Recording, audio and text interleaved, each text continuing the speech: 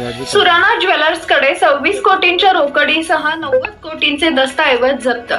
नाशिक शहरात गेल्या 2 दिवसापासून आयकर विभागाकडून छापेमारी सुरू आहे. कॅनडा कॉर्नर परिसरामध्ये असलेल्या एका ज्वेलर्सच्या दुकानावर आणि कार्यालयावर आयकर विभागानं छापा टाकून सुमारे 26 कोटी रुपयांची रोकड तसेच 90 कोटींची बेहिशोबी मालमत्तेचा दस्तऐवज जप्त केलाय.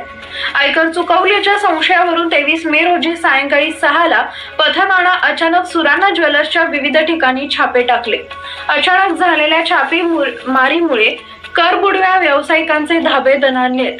गेल्या काही महिन्यांपासून राज्यातील अनेक ठिकाणी प्राप्तिकर विभागाकडून छापेमारी केली जात आहे. नाशिक शहरात गेल्या 2 दिवसांपासून आयकर विभागाकडून छापेमारी सुरू आहे. सराफ व्यावसायिकांवर पडलेल्या धाडीमुळे खळबळ उडाली आहे. आयकर विभागाच्या अधिकाऱ्यांकडून 30 तासांपासून तपासणी सुरू आहे.